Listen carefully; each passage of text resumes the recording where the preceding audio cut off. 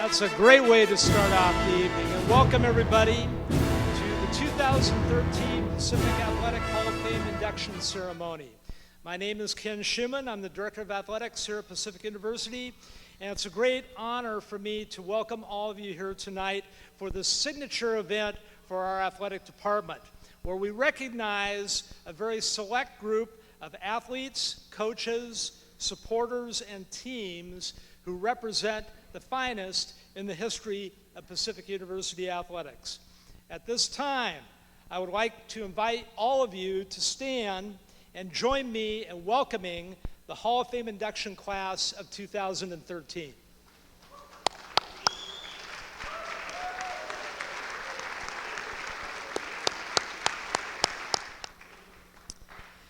And now it's my pleasure to introduce our president, Dr. Leslie Halleck. President Halleck is a tremendous and visionary leader for Pacific University and has outlined an exciting course for Pacific in her Vision 2020 plan. She also is a huge fan of boxer sports, Boxer Nation, and Leslie, we thank you so much for your outstanding leadership day in and day out and your great support of all of our student athletes and all of our programs in Pacific University athletics. Please, a warm welcome for our president, Dr. Leslie Halleck.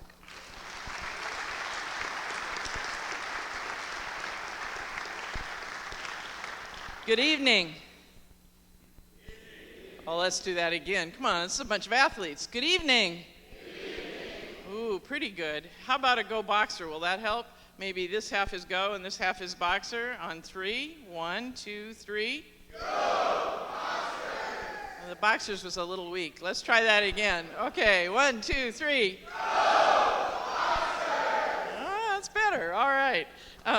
It's really an honor to be here tonight and to help celebrate this incredible event and the accomplishments of some very special people in our Pacific University family. Ken is right. I'm an incredible fan of all of you and so proud of each and every one of you. Athletics is an essential piece of our undergraduate community and of the school's experience when you come to be a boxer student. We have this year, by the last count I was given, 528 athletes in our school, so it's a huge part of our culture. And we're soon to have 24, as you saw up there, varsity sports and 3 club sports. So it's just a wonderful community, very rich and talented. And yet, the athletics is only a part of your experience, as you all well know. You're student athletes with priorities in academics and research and service and clubs and volunteering, as well as, of course, your sport. We are going to continue tonight a 20-year tradition, recognizing not only people for their athletic prowess, but for your collective achievements. Today, we honor 3 individuals and a team who have taken the spirit of Pacific University athletics into their lives. One went on to play professional soccer and also earn a PhD. One is completing her residency to become an emergency room physician. And one was a practicing surgeon while playing minor league baseball. Incredible. And the tennis team, well, what can you say? You'll hear a lot more about that as we go on. These boxers and badgers are a great model for our students today. I wish that I could stay for the whole ceremony. I'm apologizing in advance for leaving before it is complete, but I have 3 additional venues I need to attend yet tonight. This is a wonderful homecoming weekend, and we're celebrating all across the campus. But I'm pleased to be able to share at least the beginning of this ceremony with you and the induction of these heroes into the Society of the Pacific University community, honored by the Athletic Hall of Fame. Thank you very much.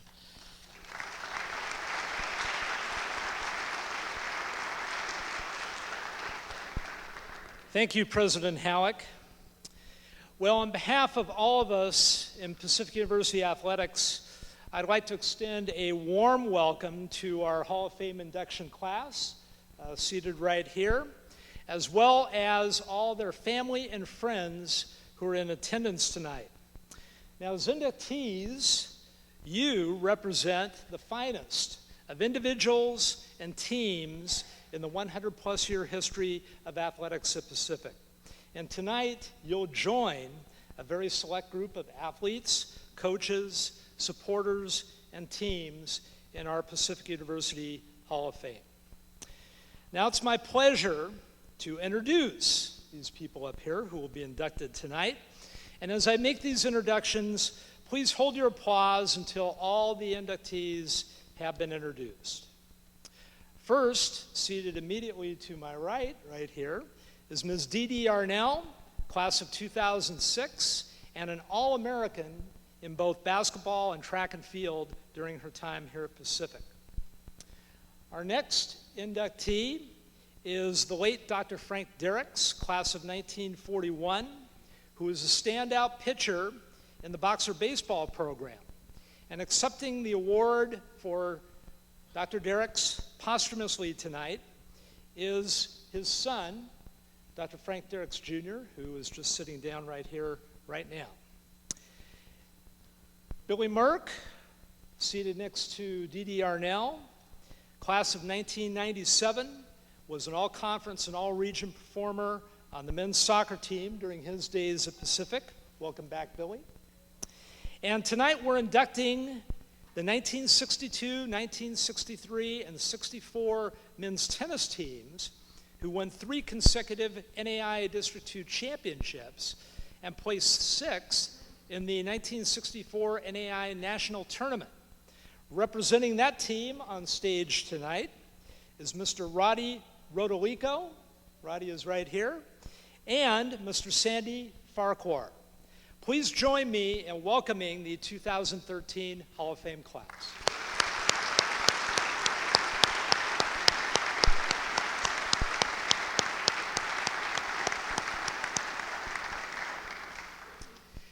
Now, I'd also like to take a minute to introduce others who will be part of the presentations tonight.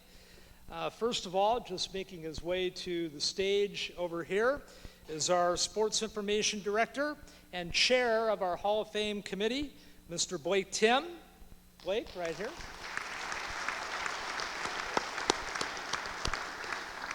Blake, thank you for your great work with the Hall of Fame Committee, and thank you so much for organizing this great event this evening. Thank you, Blake.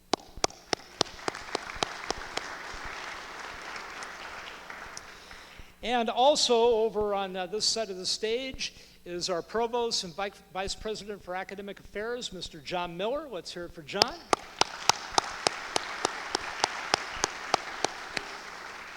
John is my boss. He oversees athletics, and I'll tell you, I couldn't have a better one.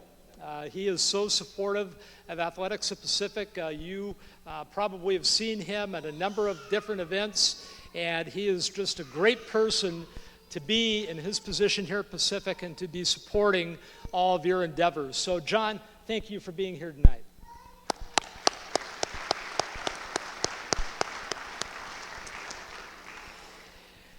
Now, one of the things that is great about this evening, in addition to inducting those who have meant a ton to our great past history here at Pacific, is to recognize the accomplishment of our current student athletes. And one of the things that we talk about when you first come to Pacific is how important it is to balance what you do on the athletic field or court and what you do in the classroom, and that the classroom is the most important. And so each year we present the President's Trophy at this event. The President's Trophy is the award that acknowledges excellence in academics as accumulated by an entire athletic team over one academic year. And tonight, to present the President's Trophy, I'd like to ask John Miller to come up to the stage right now. John.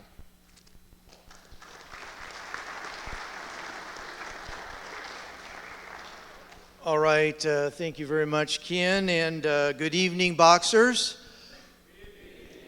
Thank you very much. And I say to our past boxers, our current boxers, and I've heard already tonight some of our future boxers are here tonight. It is my pleasure as the Chief Academic Officer to introduce tonight the Team GPA Award winners in athletics for last academic year. And before I make this announcement, I just wanted to congratulate all our student athletes for their performance. Every year that I've been here for the past 6 years, our student athletes as a whole have outperformed our general student population as far as overall GPA. So all of you give yourselves a big round of applause.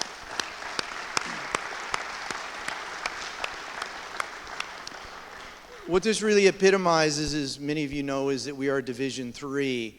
And that's one reason why athletics reports to the chief academic officer. We really see the connection between what happens in a classroom, a laboratory, a studio, and what happens in an athletic venue here at Pacific. And you'll hear how our students performed in the last year, some of whom have graduated, so they're not here tonight to hear the good news. None of this also would have happened if we didn't have a great group of coaches and staff in our athletic department. So I did want to recognize that this evening. And let's give a big round of applause for all our coaches and staff in athletics that support our student athletes.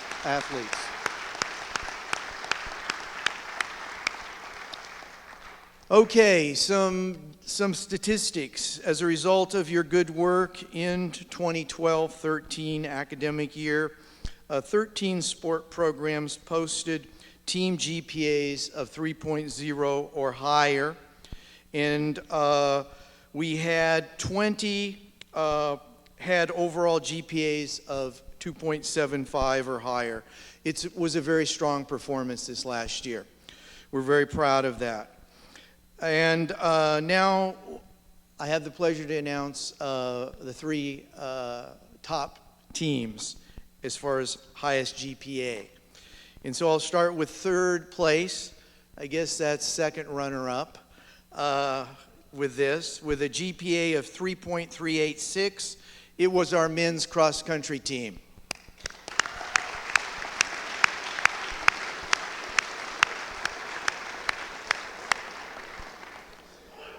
Second place, with a team GPA of 3.432, the women's golf team.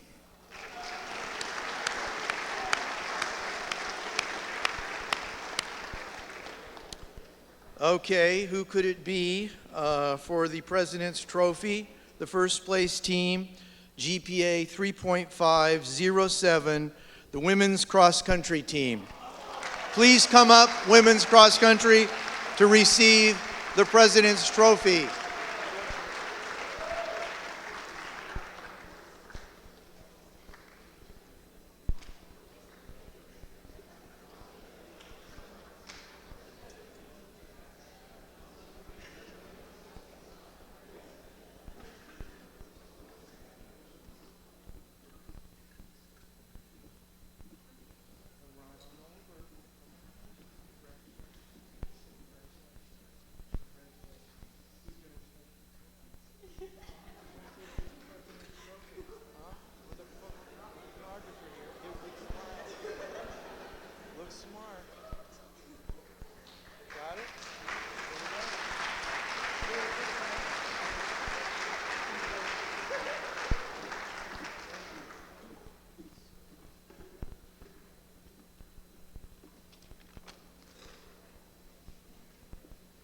Thanks, John, and congratulations again to the women's cross-country team.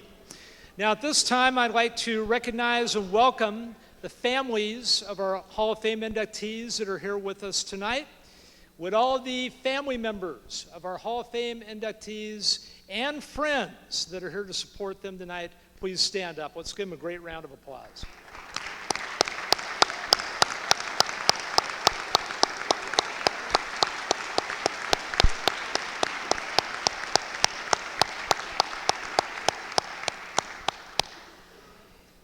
And also, if there are any current members of the Pacific University Hall of Fame, I know there's at least one.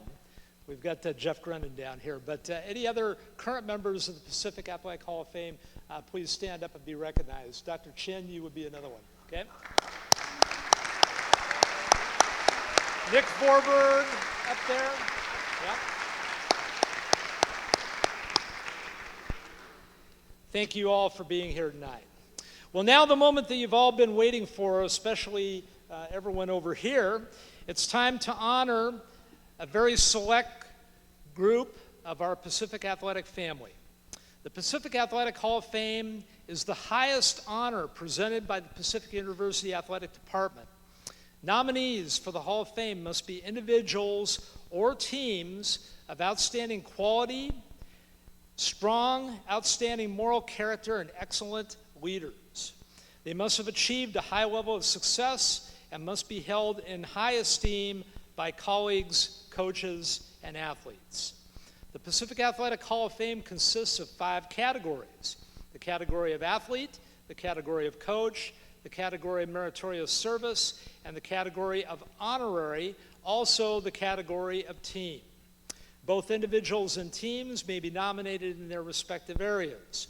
To begin the induction, by the reading of the citations, please help me welcome to the podium the Chair of the Hall of Fame Committee, Mr. Blake Tim.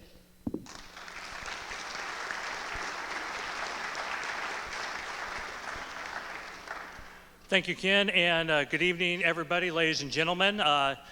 Special congratulations as a former cross-country and track athlete to the women's cross-country team. Understand you'll be drinking beverages out of the President's Cup after the ceremony. Enjoy your Gatorade. What a great crowd on hand to help us honor a solid group of inductees that make up our 21st class of the Pacific Athletic Hall of Fame. This group covers a span of 7 decades of Pacific athletics. The individuals we honor tonight were not only great athletes, but have contributed greatly to society at large. Among our inductees tonight, as has already been mentioned, is a doctor, a young woman who is about to become a doctor, and a classmate of mine who, we're surprised, has a doctorate. Now, understand, that it's not a knock on Billy. When he graduated, he probably would have told you the same thing, but he's done some great things over the past 15 years.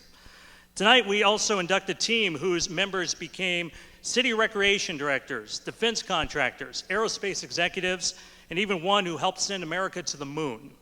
And a team whose coach went on to become one of the most successful Native American athletic administrators of all time. This is an impressive group of individuals, both on the field and courts and in the game of life.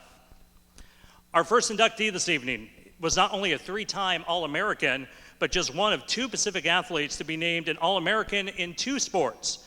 Not only that, she was an academic All-American in both of those sports, the sign of a true champion. Please direct your attention to the video screen as we introduce our first inductee this evening, DeeDee Arnall.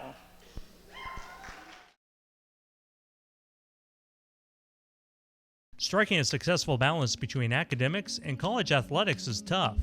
To do that and perform to the level of an All-American is downright rare. To be an All-American in 2 sports and in the classroom, you have 2013 Pacific Athletic Hall of Fame inductee DeeDee Arnall. DeeDee's attention to excellence in all that she did at Pacific put her at the top of her game, whether it was on the basketball court, on the track, or in the lab classrooms of the Stoller Center and the Strain Science Center. A 3-year starter on the hardwoods, the Warrenton, Oregon native was a 3-time All-Northwest Conference selection, earning first-team honors in 2004 and 2006. She was a 3-time D3Hoops.com All-West Region selection and was named by the website in 2006 as a 3rd-team All-American. A dynamic scorer and fearless competitor, DeeDee set Pacific career records with 17.8 points per game, 409 free throws made, and 597 free throws attempted. She just missed setting the boxer's career scoring record, pouring in an impressive 1,571 points. The number 7 all-time rebounder for the program, DeeDee also owns Pacific's single-season record for free throws. When the hoop season ended, DeeDee traded the basketball for the javelin and performed again at an All-American level. A 3-time Northwest Conference champion in the javelin, she continues to hold the Pacific and Conference championship records with the collegiate best 154 feet 6 inches. DeeDee qualified for the NCAA Division III Track and Field Championships 3 times, placing 3rd at the 2004 meet and 2nd in 2006, both times being crowned an All-American. Pacific's 2006 Outstanding Female Senior Athlete, DeeDee's prowess in both venues earned her one of the state's highest honors, the Ad Rushman Award, recognizing the top small college athletes in Oregon. Success athletically did not come at the expense of academics. A four-time academic all-district selection, DeeDee was selected in 2004 and 2006 as a COSIDA College Division Women's Basketball Academic All-American, and in 2006 as a College Division Track and Field Academic All-American. Life after Pacific has taken DeeDee to Los Angeles, where she is completing her studies at the Western University of Health Sciences to be an emergency room physician. Again, she is balancing life and school successfully, completing her studies while raising her daughter, Tate. One of the top boxer female athletes of all time, we are honored to add DeeDee Arnall to the Pacific Athletic Hall of Fame. Ladies and gentlemen, please welcome DeeDee Arnall.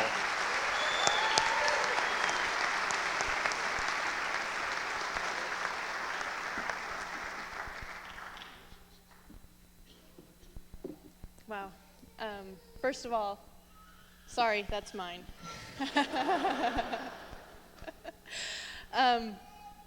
Thank you. Thank you for such an incredible honor. She doesn't quit. I remember sitting in those seats, it was a few years ago, and watching other inductees be inducted into the Hall of Fame, and hoping that one day I would have the chance. And I'm still shocked that I'm standing here today. Athletics here at Pacific University meant a lot to me. They defined who I was during that 4-year stretch, and I devoted my time, and my entire life revolved around practice schedules and games. But the truth is that I can't remember the single score to a single game that I played in, or the distance that I threw the javelin, not even one time, because it's truly the people here at Pacific that have made a difference. It's the Pacific family, and so I'm forever thankful to them. I'd like to thank, first and foremost, my parents, who, as a new parent, I'm just starting to understand all the sacrifices they made for me. They didn't miss a single game or a single track meet. So thank you. And the rest of my family and friends who are here with me today, and my teammates who are here to celebrate. I'm sorry. Thank you for the support over the years. My coaches, Mr. John Matilla, who's my coach in high school, who made sure that I went on to play in college. My coach, Leanne Cree, who recruited me to Pacific, was a big reason that I ended up here. And all the other assistant coaches and other head coaches who took part in my training along the way. I truly couldn't have done it without them. And I really have to thank my teammates. They put up with me. They'll tell you stories that I don't want them to tell, but they'll tell you stories. And I would guess that most of them have nothing to do with playing sports.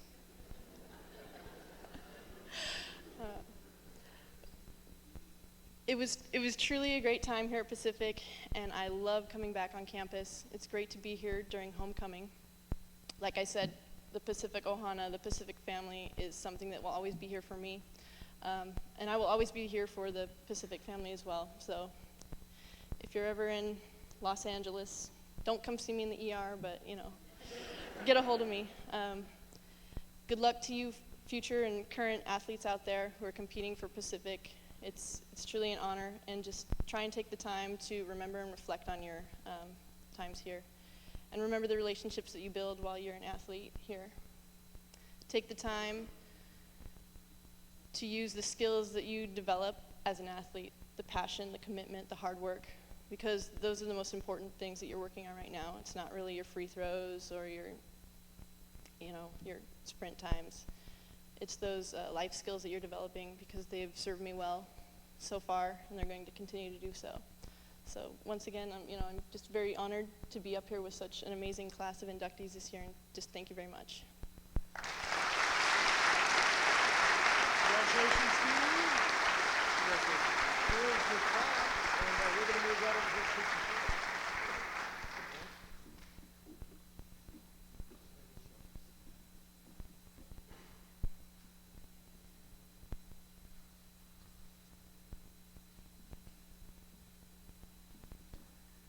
At this time, will the family and friends of DeeDee Arnall and our current Pacific athletes please stand?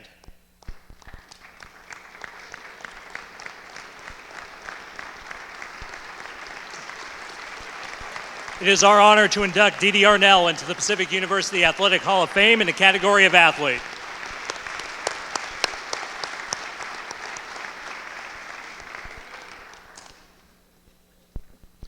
Well, our next inductee tonight was a rare individual indeed, a man who succeeded in juggling two rather intense careers, professional baseball and surgery. Please direct your attention to the video screen as we introduce you to the late Dr. Frank Dierickx. In today's professional sports landscape, the idea of a second job off the quarter field is unheard of. In the 1940s, even the biggest stars of the day took off-season jobs just to make ends meet. But no one did what Pacific's Frank Dierickx did, pitching in the minor leagues while working as a practicing surgeon. A 1941 graduate of Pacific, Frank Dierickx played 5 seasons in the minors, working his way up from Class C ball to AAA. A 4-year pitcher for the Badgers in the late 1930s, Frank's successes on the diamond in college predate the selection of all conference awards, but his excellence on the mound is the stuff of Pacific baseball legend. He was responsible for a number of 1 or 2 hitters during his career. In 1940, Frank was the starting pitcher in both games of a doubleheader at the University of Portland. He won the second game. In another 1940 game against Linfield, Frank struck out 19 batters in a complete game win. His pitching prowess caught the eye of the Detroit Tigers, who signed them to their Class C team in Muskegon, Michigan for the 1940 season. After his 1941 graduation for Pacific, Frank spent 2 seasons playing with the Salem Senators while spending his falls and winters at Creighton University's medical school. After earning his medical degree in 1945, Frank found himself pulling double duty, practicing medicine while pulling pitching duty with the Portland Beavers. Uncle Sam came calling that summer, and Frank was assigned by the Army to Fort Dix, New Jersey. He continued to shine on the diamond with the Post's baseball team, leading the squad to the New Jersey State Championship. His performance earned Frank tryouts with a number of major league clubs. Rather than follow a baseball career, Frank came back home to Portland and his medical practice. He continued to play semi-professional ball on the side, and in 1949 was brought back by the Beavers to cut the plate with curveballs. Frank played 10 games for the Beavers, compiling a 2-2 record, and was the only practicing surgeon in organized baseball. As the Oregon Journal wrote that year, Frank's favorite cure was a fastball or a curve, and even the Seattle Rainiers couldn't keep this one away with an apple a day. An early start for Pacific on the diamond, and one of the few to be able to pursue a baseball dream following college, we honor the late Dr. Frank Dierickx with induction into the Pacific Athletic Hall of Fame.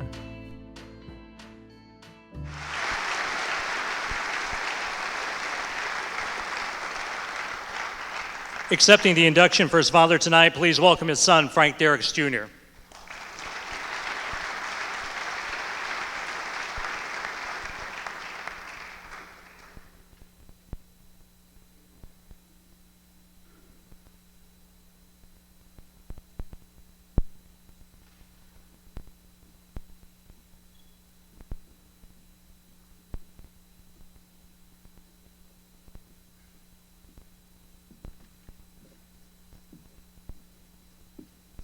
Good evening, everybody.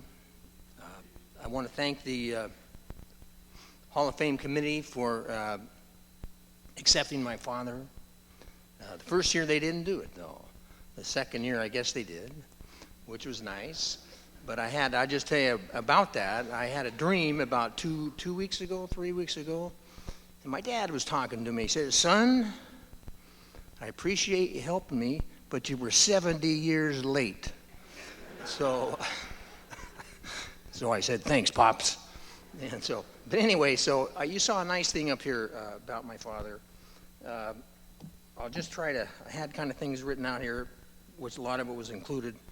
But when he left school here in 1941, he did sign with the Detroit, and he was accepted into medical school. And one of the things he had a decision to do is he going to play pro ball, which he could have done, or could he just go into medicine, which he could have done. But he says, I'm doing both of them. So what he did, he went to medical school, he signed with the Detroit, and he played during the summer months. He played with Muskegon, I think it's how you say it, Muskegon, Michigan team. So the money he earned playing baseball in the summer helped pay his tuition at Creighton University. In those days, they were paying the rookies and so forth, many millions of dollars, as they are today. So, but anyhow, so he, when he got out of medical school, at that time, this is the beginning of World War II, he was inducted in the United States Army, and you saw Fort Dix is what it was.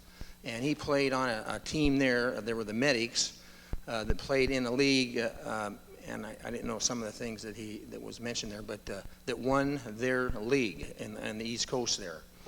They had one thing. They had a lot of. I have scrapbooks about this stick that my mother was meticulously put all these paper. What do you call them? Sports writing. Having a tough time here. Press clips, right? Okay. And he. I noticed a lot of times they had some of the pictures that were shown here, and at the end it would say, after the picture they'd say Francis Dierickx, Frank Dierickx, Doc Dierickx, and then they would say former Pacific University pitcher. And I always thought that was kind of interesting because all those people on the East Coast that read that, God, Pacific University, wow, that must be a great place. Well, anyway, but that was kind of interesting. But they did. But they did recruit a lot of guys. Now, Fort Dix is in New Jersey, and they did recruit a lot of guys from New Jersey that came to school out here. In fact, there was a whole truckloads of those suckers coming from New Jersey, came into school out here. Because I went to school here, and first of all, I don't talk right, and so anyway, that's okay. But anyway, so he, so they, when the war was over, he had to go to interns, become an intern and a resident, which he did at St. Vincent's Hospital out here in Washington County. At that time, he played initially for the Salem Senators, which is a team of the Northwest League, and there's a whole bunch of fellow teammates that were real active in coaching here in the colleges in this state. At Linfield, Oregon, and there's another guy from Oregon too. But anyway, so they, forgive me here. Okay, so he, the second year, they asked him to pitch against the Portland Beavers. Little old, low, not really low life, but, a lesser league than the Beavers. And so he pitched against them on 2 occasions, and he beat him both times. So the Beavers says, maybe we ought to get a hold of this guy. So he signed with the Beavers, which was great. And at that time, I would just mention to you, which some of you know, some of you don't know, baseball was the king of athletics and athletic entertainment in America, and also here in the Northwest. So he played for the Beavers, but he had, since he was an intern, he had to, He had to kind of balance stuff. So he made a deal with the Beavers. He was going to play only at their home games. He would be available to pitch, and games up in Seattle with the Seattle. They weren't the Mariners, and I can't remember what they were. But so anyway, that worked out. I did that for a number of years, and which was great. I remember as a little kid going down. They had a baseball field. Probably you guys don't know. It was called Bond Street down in Portland. It was solely for baseball. Been there since 1893. I don't know if that's right, but it was a long time ago. But it was about that time. And so anyway, he played there, and then later I still am not clear why they discontinued using that stadium. That was a very, very popular place, and schools around the area. Kids got out of school to go down there to opening day. Where I went to grade school at, we got on a trolley from Oregon City, went clear into Portland. We go watch those games. So it was a big deal. Anyhow, so as time marched on, he had set up a practice with another physician, another fellow graduate from Creighton in Oregon City. And so and I'm not real clear on that was kind of phased out. But that's not the end of his baseball career and success. In those days, every city in America, not every city, but most of them, all had what's called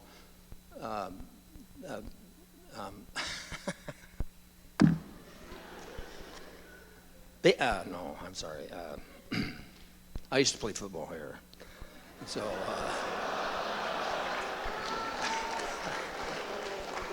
anyway, semi-pro. So everybody had a semi-pro, and this is true. Hillsborough did, Forest Grove did, and I just want to quick think about Hillsborough. What a bunch of yahoos. And the reason I say that, I went and watched my dad play in a game. I don't know which team he was on, but one of those teams, I think he was the one on the team. They had yellow, shiny uniforms. I mean, yellow, shiny uniforms. Does that make you sick or what? So anyway, but all around did. And he played. They set up the Oregon City Elks Club at the Elks Club in Oregon City by the Willamette Falls. There, they won the state tournament that one year. I can't remember, it was 53, 52, somewhere in there. And then they won the regionals and went back to South Dakota. And is that right? Yeah, South Dakota, and played the regional. They won that. And then they went down to Watertown, Minnesota. And in Minnesota, that's where the winners of all these things from all over the United States that they pitched or played. And I didn't even know this till about 4 years ago, or maybe it was a little bit longer. They won the nationals, and I for some reason well, I didn't really care, but anyway, they had in the Elks Club, they have a big trophy that's about this wide and about this high in their trophy case that shows the year and all these things. So anyway, it's something. When I go in the Elks every now and then, I got to go look at that. And so anyhow, so that's kind of basically in a nutshell my dad's career. He grew up here in Banks, Oregon, and my dad. And one of the things, and I'll just throw in there, he lived on a dairy farm. And on the dairy farm, in those days, they didn't have these mechanical deals. He had two brothers, and all of them, every morning, every night, they had to go milk the cows. And they did it this way. Now, the reason I say that is in order to throw a curveball, a fastball, you got to have really good developed forearms. My dad had forearms. This is a true fact. He had forearms that looked like Popeye. They were so big. So anyway, that's how he got to be where he did so good, I think. But anyway, one of the things he did, I would just tell you that he, in his, I can't think of the right word, but he had 6 boys. Actually had 9, but 3 of them. He and my mother tried to have a baseball team, but they only got 6. Anyway, I'll be done in just a second. Anyhow, so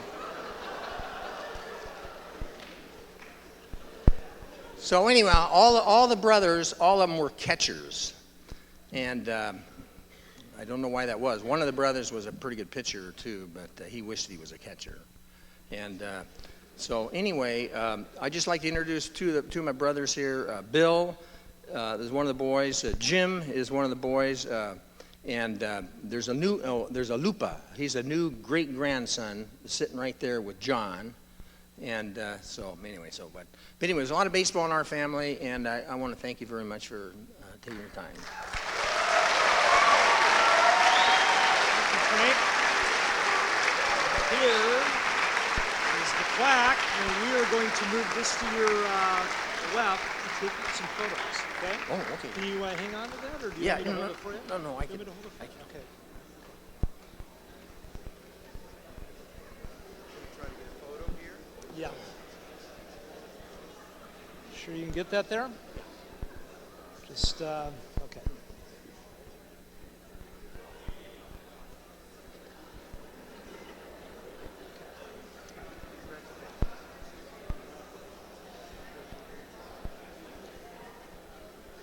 Congratulations, Frank. Do you want me to carry that over for you? If you don't mind, Ken, that'd be great. Thank you very much.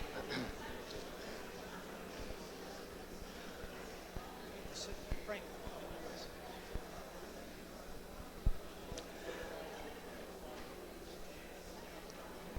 At this time, will the family and friends of Dr. Frank Dierickx and all of our current Pacific athletes please stand? All of our current Pacific athletes, please stand. Ladies and gentlemen, it's our honor to induct Dr. Frank Dierickx into the Pacific Athletic Hall of Fame in the category of athlete.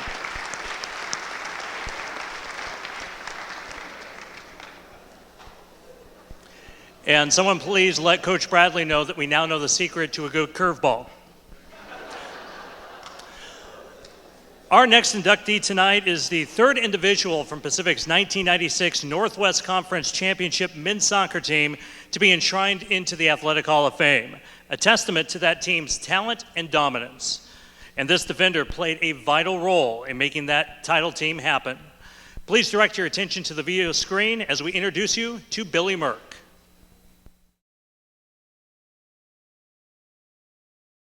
For all of the focus on offense, scoring, and the thrill of the goal, no top-tier soccer team is complete without outstanding defense.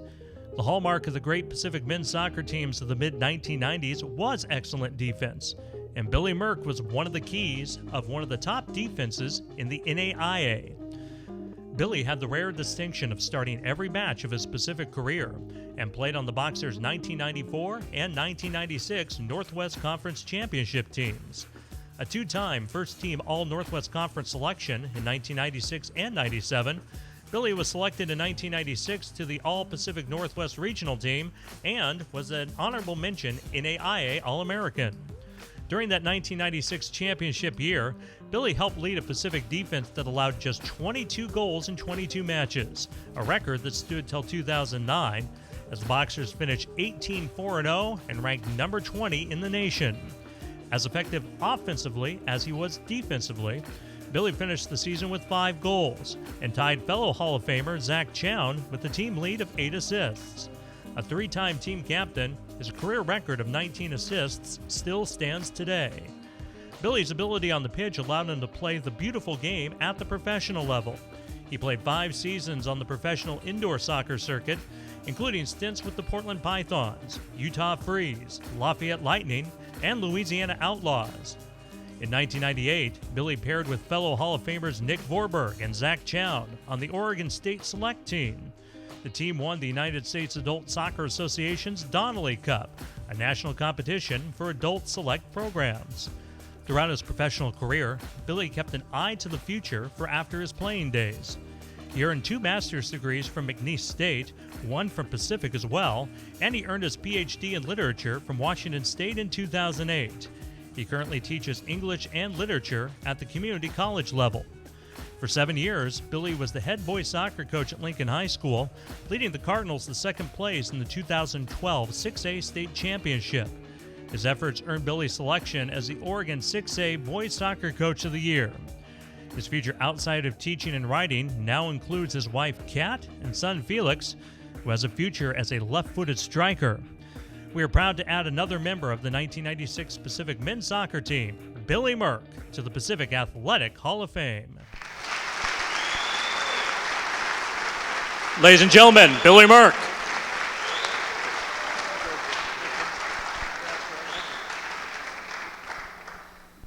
It's not for me.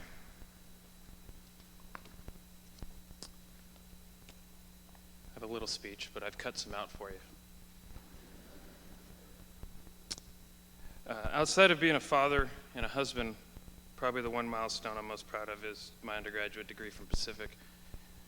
It was hard work, and I had to embrace failure, humility, and transformation. It was everything an education should be.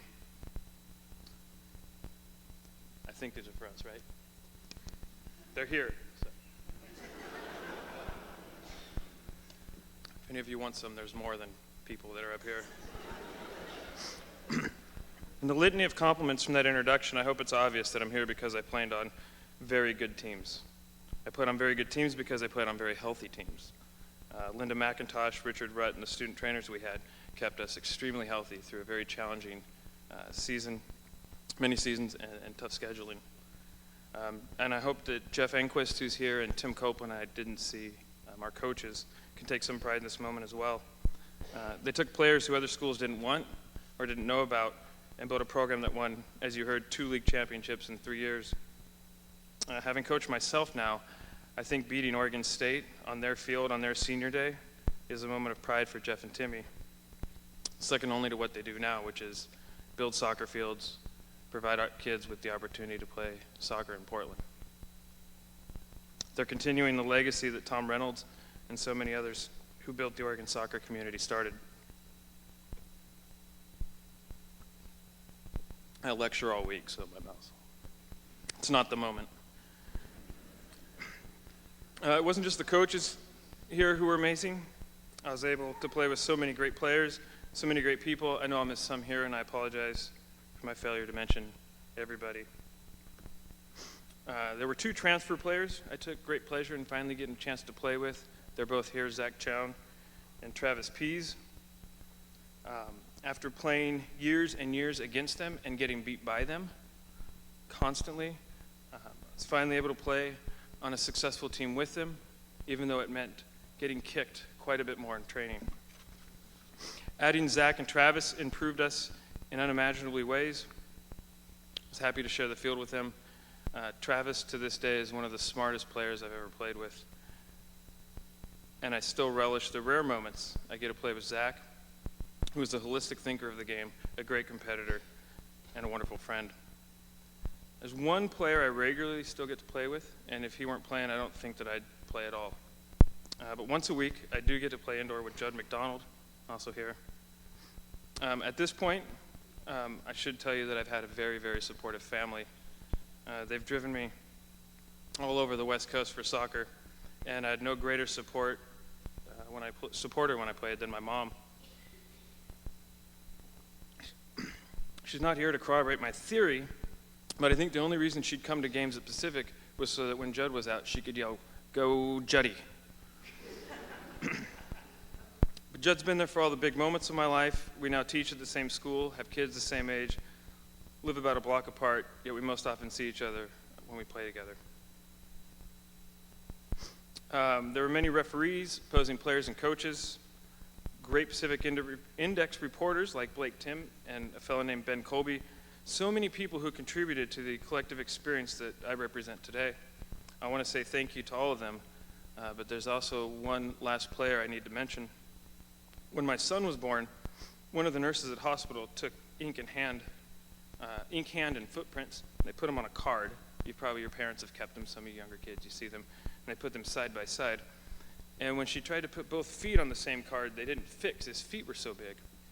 So she had to overlap them to get them on one card. His hands were equally massive. And when I sent a text to a friend with a picture, he said, "Felix will likely be a goalkeeper."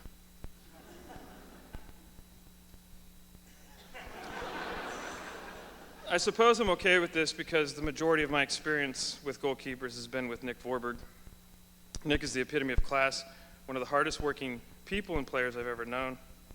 He's humble, he trains hard, he's a great professional coach, husband, and father. His son Kinsey turns 2 today. Happy birthday to Kinsey. I can't tell you how much I value the time I spent with Nick. As fun as it was competing with him, it was more fun training with him on a sloppy Tom Reynolds field in the off-season, in a racquetball court in what's now the Stoller Center, in our apartment living room, Forest Park, Mount Tabor, etc., wherever there was a chance to play. You would find us going through basic skills, repetition, trying to beat each other, nutmegs, etc. The only problem I have now is that if my son Felix does happen to grow up to be a goalkeeper, I have to convince Nick's wife and family to move to Portland so that he can be trained by who I know is the best. Thank you. See, if you use water, you can get a little emotional. You can hide a little bit. Nick is going to fly to Missouri tomorrow morning to go continue coaching, and he came here.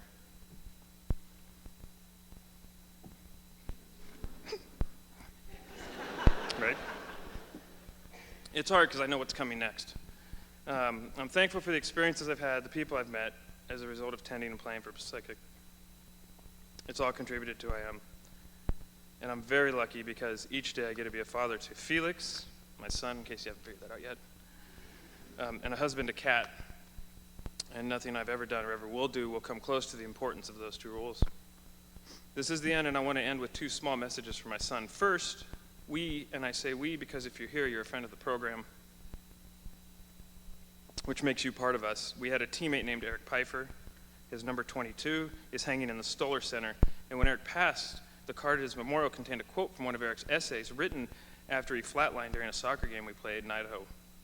Eric writes, "It's satisfying to know my presence is felt and is a determining factor in the lives of many others. I think about all the lives I can touch,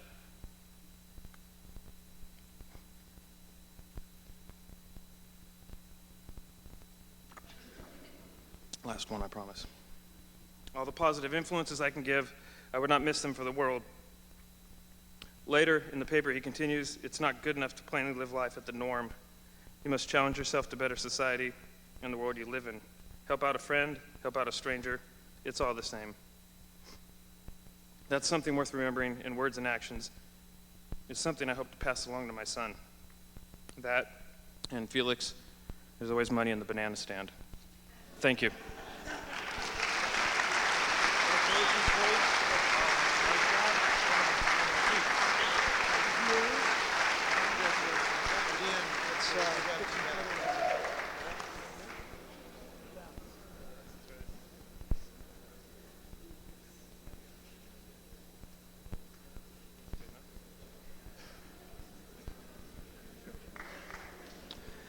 At this time, will the family and friends of Billey Merck and all of our current Pacific athletes please stand?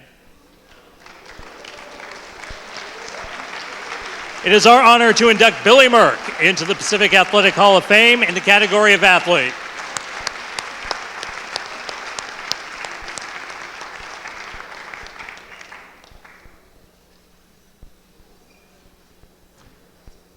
Well, our final induction tonight belongs to a team that proved over time to be one of the most dominant teams in school history, picking up conference championships, multiple district crowns, and national tournament appearances. Please direct your attention to the video screen as we present the 1962, 1963, and 1964 men's tennis teams.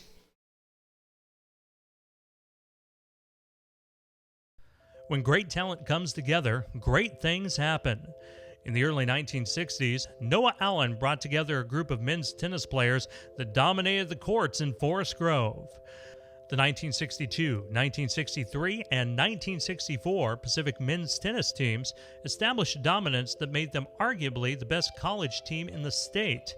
The 1964 Northwest Conference co-champions, Pacific swept the NAIA District 2 Championship all 3 seasons and advanced players to the NAIA National Tournament all 3 years. During that span, the Badgers compiled a team record of 31 wins against just 4 losses and went undefeated in dual matches during the 1964 championship season. Those squads were led by the unflappable Lund Chin. A 1995 inductee of the Pacific Athletic Hall of Fame, Lund won 3 consecutive Northwest Conference singles championships and 2 NAIA District 2 titles. 3 times, Lund represented Pacific at the NAIA National Championships. In 1963, Lund paired with Rodi Rodolico to win the 1963 conference doubles title, while earning runner-up honors in both 1962 and 1964. The duo was seeded number 7 at the 1963 NAIA Championships and reached the national quarterfinals. The high water mark was the 1964 year, a season that saw Pacific go 13-0 during the regular season and included wins over Division I programs from Oregon and Oregon State. The Badgers tied Whitman for the conference title before rolling through the NAIA District Tournament. Lund Chin picked up his 2nd straight singles crown, while Chin and Rodolico claimed the doubles crown. 6 players moved to Kansas City for that year's NAIA tournament, entering the field as the number 7 seed. Chin advanced to the individual quarterfinals and teamed with Skip Cashin to advance to the 3rd round in doubles. Pacific tied for 6th to close out an amazing era in Pacific tennis history. A headstrong group of gentlemen on the court, many members of the team went on to careers as executives in the aerospace and defense industries. A key member of the 1964 squad, Jim Horn, would transfer to Oregon and become a top singles player for the Ducks. Head coach Noah Allen also moved on to bigger and better things, leaving Pacific in 1965 to become the director of athletics at Wichita State. Coach Allen was inducted into the American Indian Athletic Hall of Fame in 2007. One of the most dominant teams in Pacific history, we are proud to induct the 1962, 1963, and 1964 men's tennis teams into the Pacific Athletic Hall of Fame.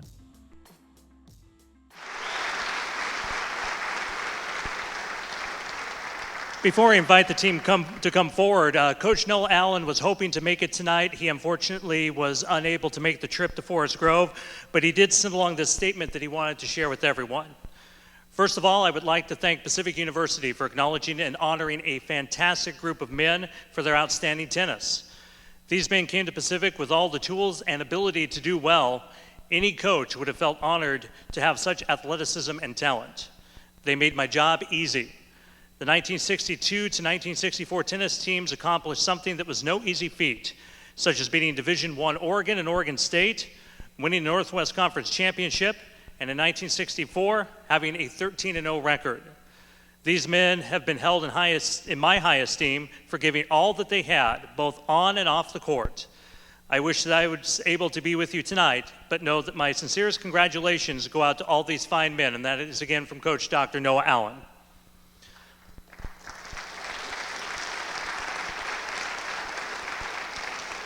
At this time, we'd like to invite up all the members of those tennis teams that are here tonight to accept their plaques. And we'd also like to invite up Matthew Lowe, who's accepting for his late father, David. Please come up.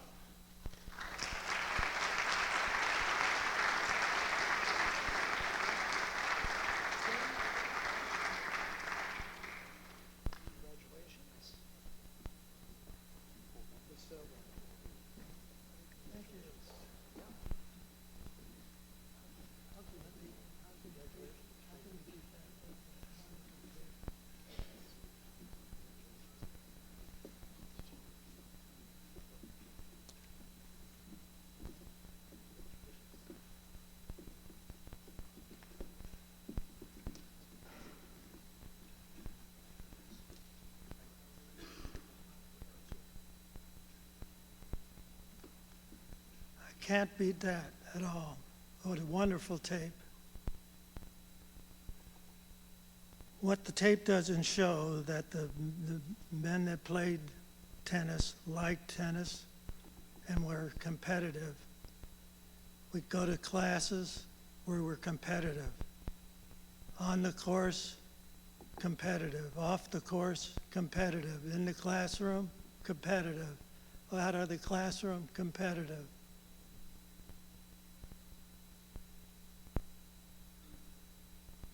We went through tournaments, and we didn't give the opponents any quarter. I don't know what to say. It's been a long time, and I don't feel dominant like the text says. But one of the things that I do want to dot the I, that in the 1962 team was sort of the start of the 3 years, and would we in our discussion, I'm sorry.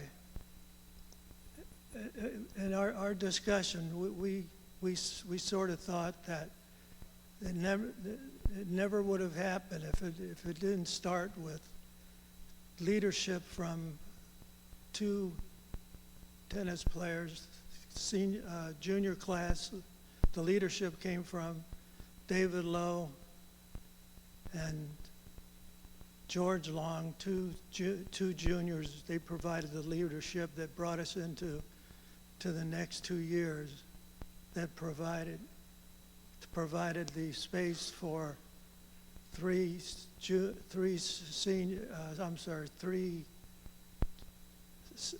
freshmen that joined the tennis team that year. And I came in as a junior in 1963 and enjoyed the heck out of tennis and enjoyed the heck out of the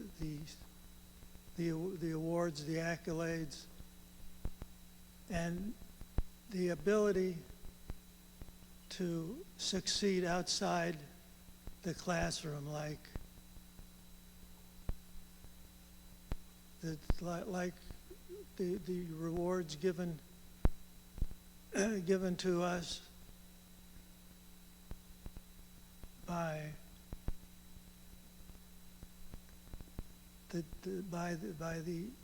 well, I'll put it this way. The tennis squad had an unusual number of leaders in the student body, like presidents of the class, like friendships, solid friendships. After 48 years, one of my better friends that we've kept close connections with is Sandy, right next to me. He was the president of the student body. I was a senior class president, and we had other members of the tennis team that were class presidents, fraternity presidents, independent presidents, and moved us into the final, and moved us quickly. From 1962, we moved from 1963. Before that, we had only one tennis player, Dr. Lun Chin, that qualified to go to the nationals. The next year, Pacific University qualified too. Once again, Dr. Lun Chin and Roddy Rodolico piled in, qualified in both singles and doubles to the nationals, piled in Coach Noah Allen's car and drove out to where the nationals were. In those days, I don't know how it is these days, but in those days, the university didn't pay very much for gasoline, food, and anything else. So when we got there, we both of us won enough matches, both singles and doubles, that both of us representing Pacific University, representing the athletic department, representing Oregon,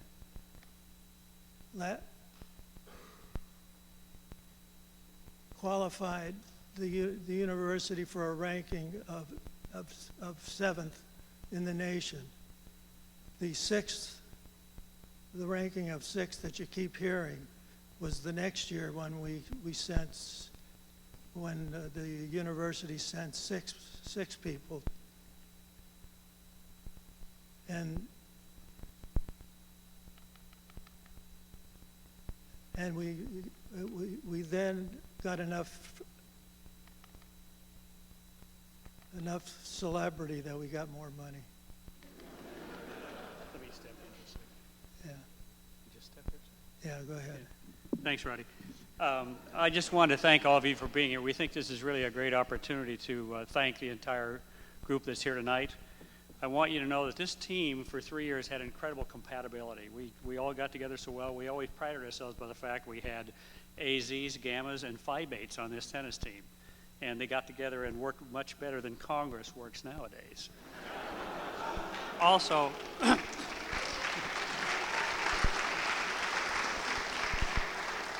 I wanted also to recognize Matt Lowe here.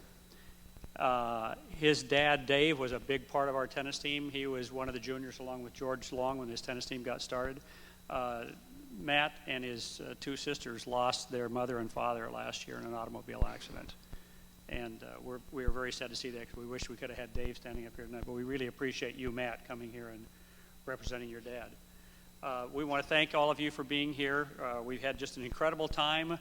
As you know, Lund in 1996 came and accepted the individual award. He was a tremendous tennis player from Seattle. He brought vim and vigor and a lot of talent when he came down here in 1961. And Lund is the reason that we all learned to play better tennis, because we followed his advice. We watched every shot he hit in all those years. And this team just kept getting stronger and stronger. And by 1964, they made it to all those national championship tournaments. It was really amazing. Again, we thank you for being here. And we all are very... I'll let Roddy close. We're very glad that we were able to do these things for Pacific University. Yeah, we want to thank the whole entire university for making it possible for us to succeed. You know, I laugh about the money, but in those days, it was very difficult to get the funding to do anything in those days, because it really didn't want to increase the tuition. I also want to, in our family, our family, we also had a passing of the gentleman that was the head of our family, the one who actually taught me how to play tennis. My dad, I get basically all choked up. But I want to thank the university, the athletic department, for the faculty for making this happen. And we certainly do accept the induction into the Athletic Hall of Fame. Thank you very much.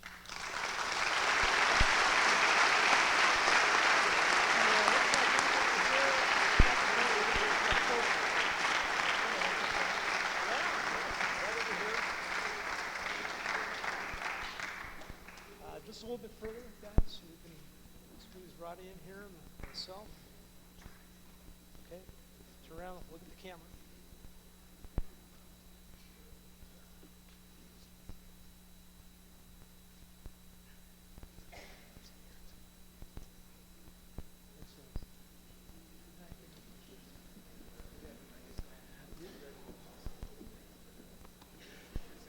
At this time, will the family and friends of the members of these men's tennis teams and our current Pacific athletes please stand?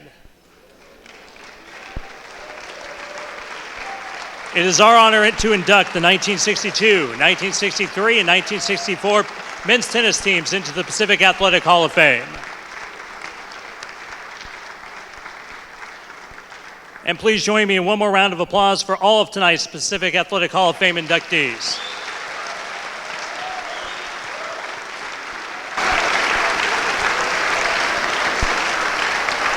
Before we leave tonight, a quick reminder to our inductees, we will have a short photo session immediately following, so please stick around, and the tennis team members, please come up on stage as soon as we finish here in a couple minutes. I'd like to make a few thank yous to individuals who have helped make this event possible. First of all, to Associate Athletic Director Lauren Espenson for her help in putting tonight's event together. Lauren, thank you very much. A thank you to our Alumni Relations Office for their support, especially during this homecoming weekend. Special thanks to Parrish Evans of our Marketing and Communications Office, who produced tonight's video presentations. Well done, Parrish. Would also like to thank Aramark and Campus Dining Services, as well as our Facilities Department and our Conference and Events Departments for helping with the setup and the production of our dinner that took place earlier this evening. And also would like to thank Dr. Leslie Halleck, John Miller and Ken Schumann for their participation in tonight's event.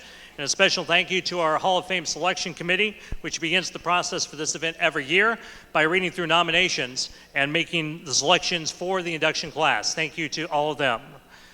To be selected for the Pacific University Athletic Hall of Fame, one first must be nominated. Individuals may be nominated in any one of the 5 subject areas: athlete, coach, meritorious service, team, or honorary. Nominations for the 22nd class of the Hall of Fame are due to the athletic department no later than April 15th.